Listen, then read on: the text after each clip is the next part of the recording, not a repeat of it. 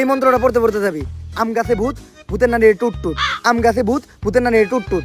আর একটুর জন্য যদি তুই চঞ্চলারে দেখতে পাস তাহলে চিল্লে আমারে ডাক দিবি, ঠিক আছে? যা। বুবা হালায় আমার নানি রেখে লিছিল কে?